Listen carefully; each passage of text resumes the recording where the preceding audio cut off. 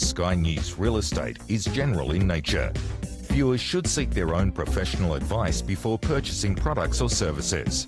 Sky News Real Estate may receive a fee for commercial arrangements with companies featured in this programming.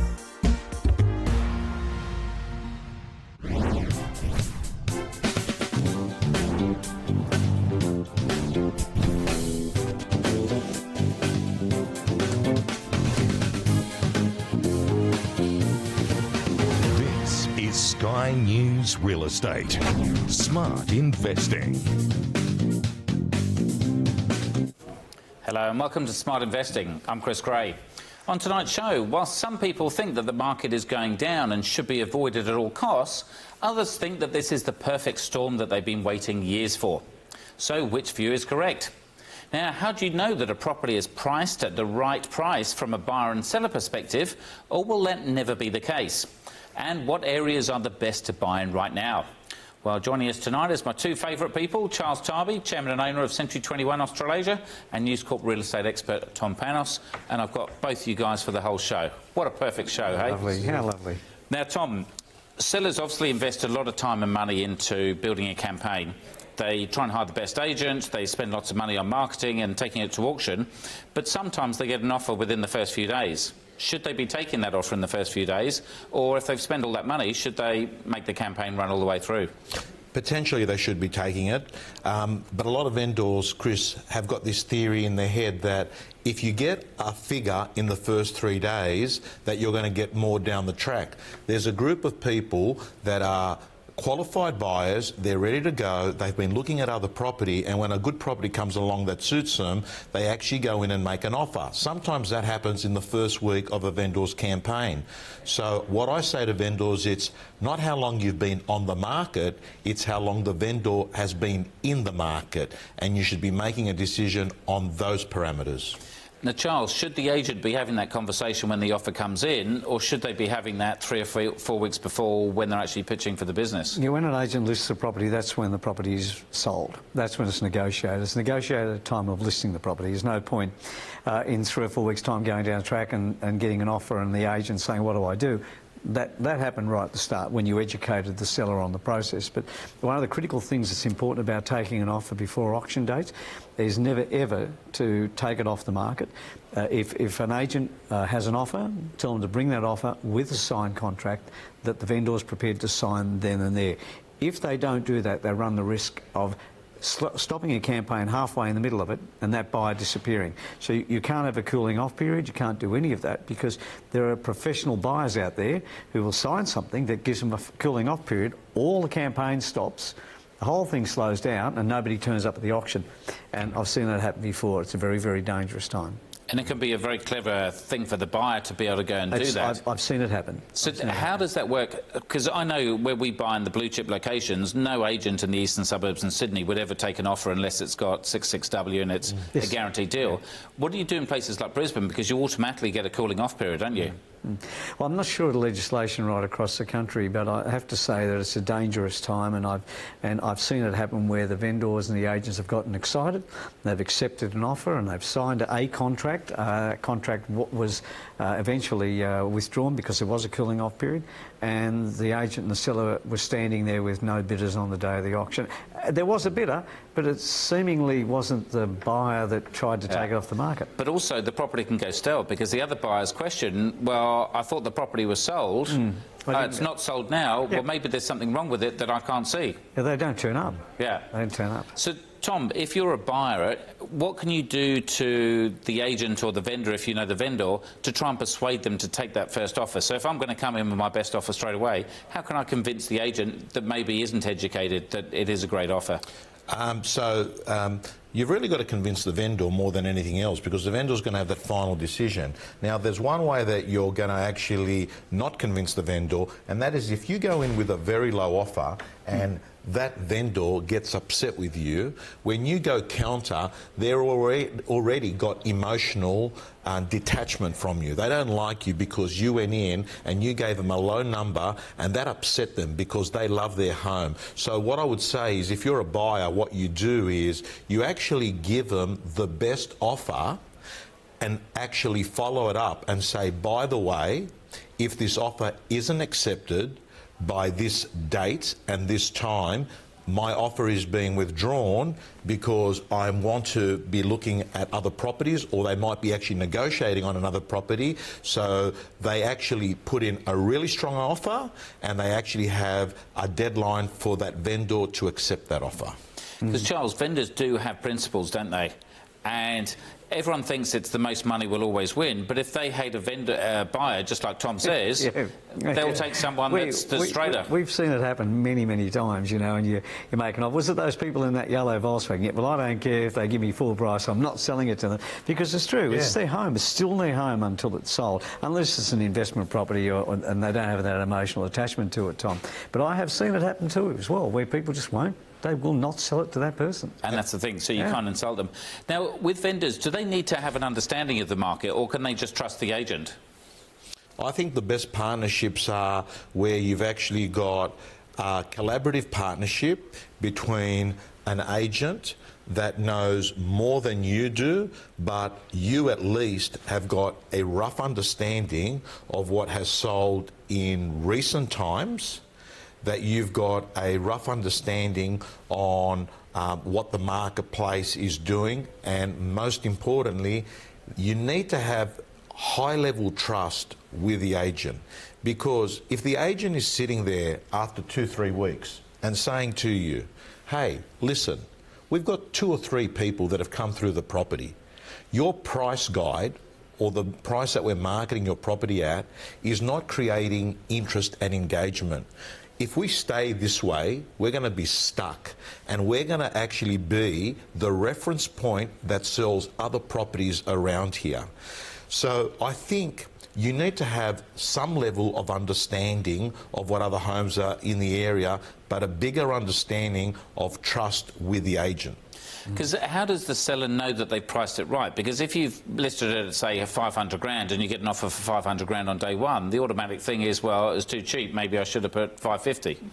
Okay, so the answer to that question is you have got so many data tools. You Google an address, you've got so many sources that come up and will give you estimated values. But don't stop there, because a lot of those figures are inaccurate because they're algorithms that take a lot of factors in. You've got comparable sales, and those comparable sales, and if you're a vendor, you can actually drive around and actually have a look and say, well, you know, that sold for 1.2, that sold for 1,150,000. If I'm priced at 1.5, you know what? Maybe this real estate agent is absolutely right about it.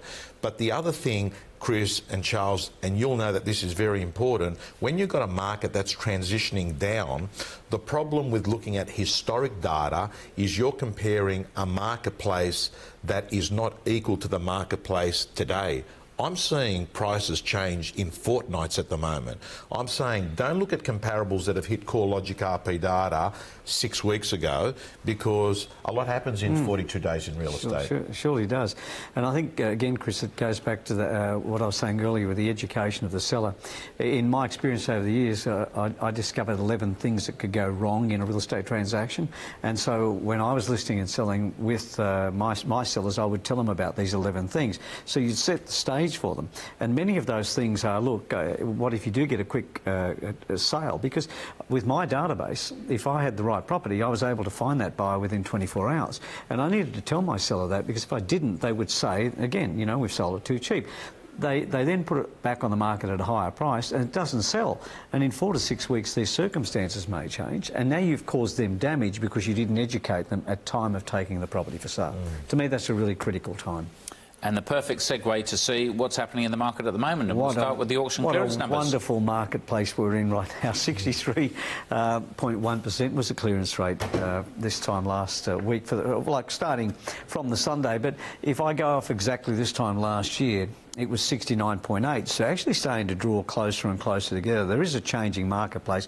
And when you look at the numbers themselves, Sydney had 66.4% in clearance rates, Tom, and that's pretty low when you look at the overall thing. Still good, but that was over 551 auctions. Melbourne had 902 auctions, and their clearance rate was 63.8%. So that is a big change for Melbourne when you consider the way that marketplace has been for quite some time.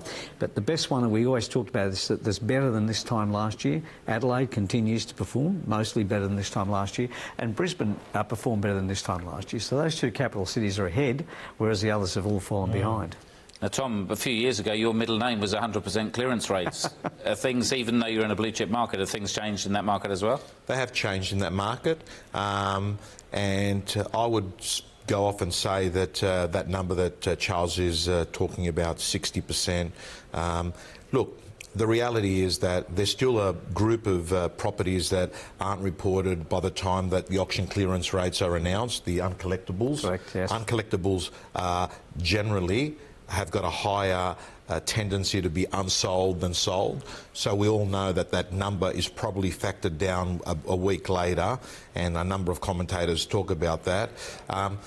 However, having said that, for someone that's been 3 decades in real estate, even if we factored it down to a 50% clearance rate, to think that 50% of properties are selling within 28 days and potentially the other 30 or 40% are selling 14 days later, that's not too bad. That's 70–80% of properties. We've been in marketplaces where you sit there for months on end trying to sell properties. You know, you end up... And the regional ones, it can be years. Oh, yes, and the regional markets have had a great run from what's happened in the capital cities. And so those regional markets have climbed in value while the rest of the markets are declining. But as you know, that's going to balance out too.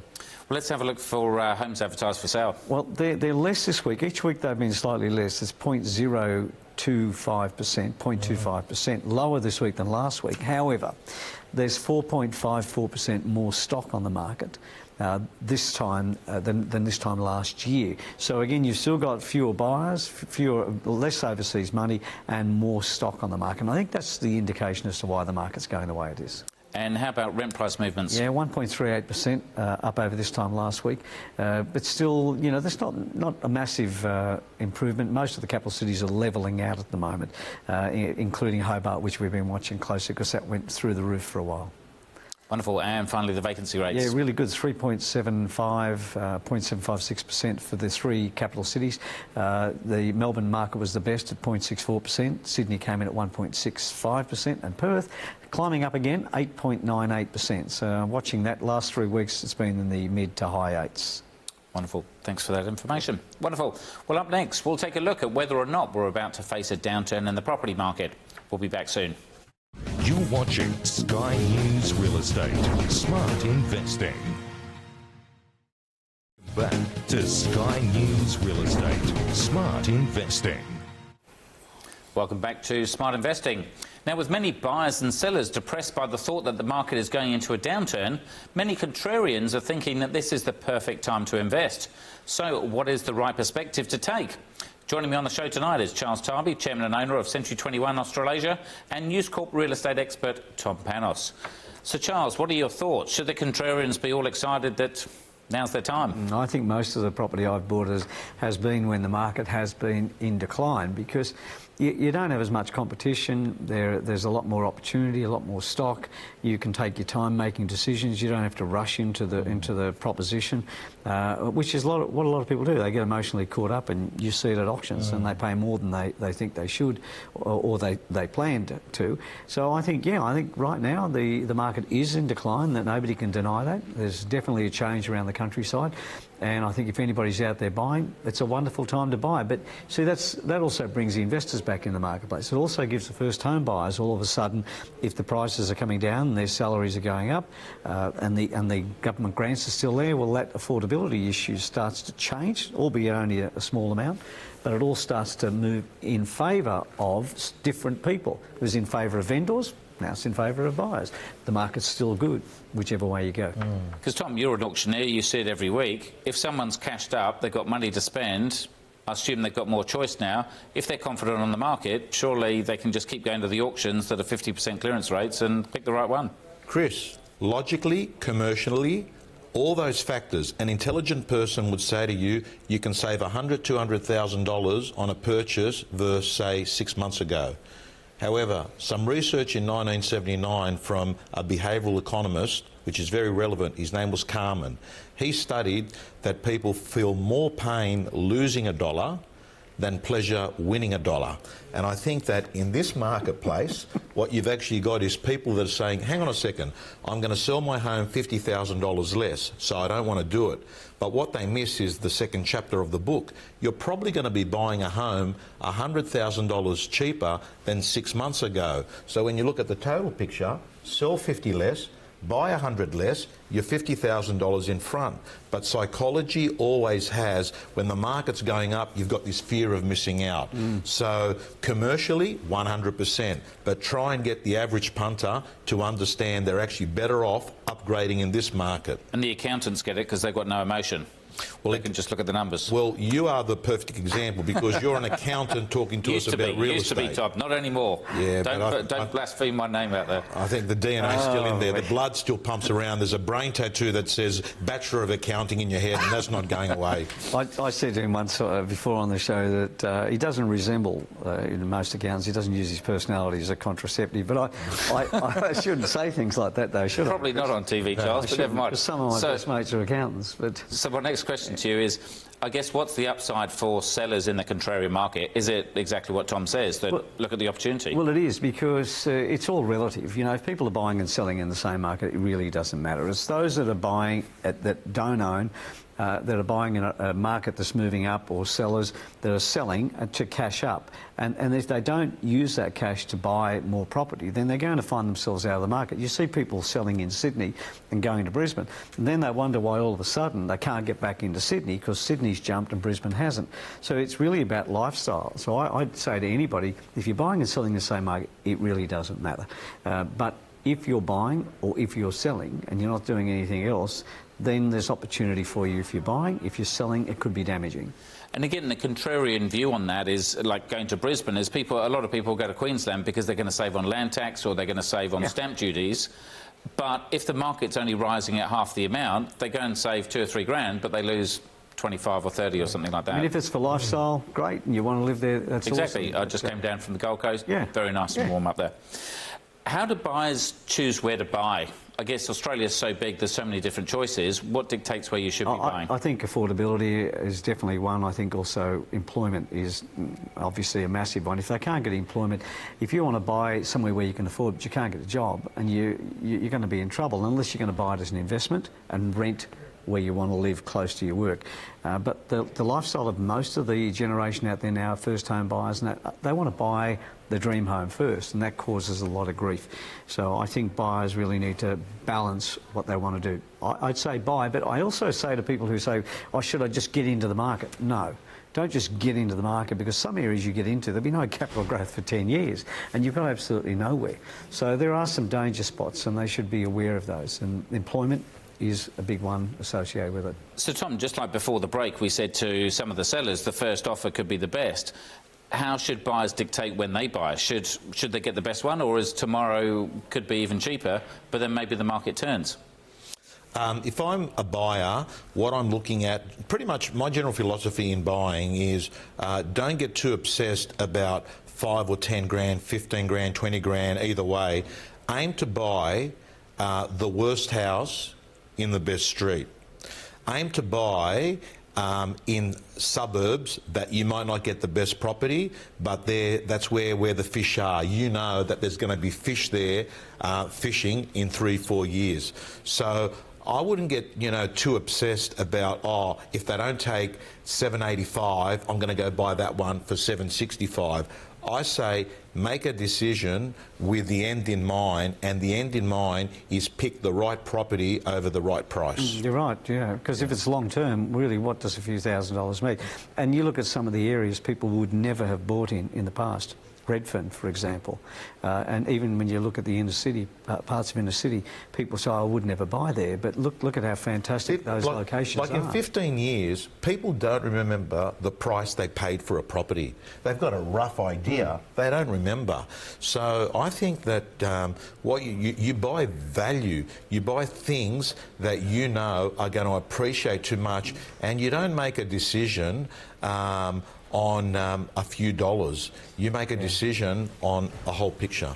Now, Charles, there's probably a 99% chance that at some point interest rates are going to move upwards, and obviously no one knows exactly when.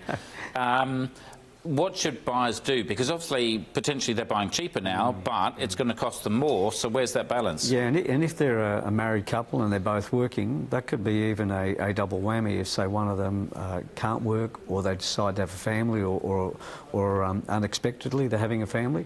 That can be a really massive change, because if interest rates move up, and again, it's something that we've focused on, if you're at 4% today and it goes to 6%, that's, I think, from calculations in the past, that's a 41% increase in your repayments. When it goes from 10 to 11, it's not as hard because you've adjusted. So it's that adjustment period, even though 6% is still relatively low, that's significantly higher than what people are paying right now. So they need to be prepared for that. They need to understand that if you're borrowing 90% and the market changes downwards, that property may not be worth what you bought it for. And so all of a sudden, when you go to borrow because you're running out of money, the valuations are not going to stack up. So I would be very, very cautious if I was a buyer right now, first-time buyer, and I'd certainly be thinking about 80%, 70%, maybe even lower. I wouldn't be buying, I'd be careful about buying at 85 to 90% loan value ratio. Tom, just very quickly before we go, is if you want to be a contrarian and go against the grain that everyone else is doing, how do you try and get rid of some of those emotions when all your friends and family are saying don't buy? How do you get rid of those emotions? I think you change your belief structure and you realise that if you follow the pack, you're going to end up with a pack, and the end of the pack is not a great story, because 95% of people probably make up the wealth of the other remaining 5%. So what you should do is back yourself, money's cheap, buy a bargain in this market. Tom and Charles, good to see you as always. Thank you. Thanks for joining us on the show as well. And for more information on buying, selling and investing in property, you can always download a copy of my book, The Effortless Empire. Just go to yourempire.com.au. You can download it absolutely free. Well, thanks for joining us this evening. Until next week, I'm Chris Gray. Good night. Information presented on Sky News Real Estate is general in nature. Viewers should seek their own professional advice before purchasing products or services. Sky News Real Estate may receive a fee for commercial arrangements with companies featured in this programming.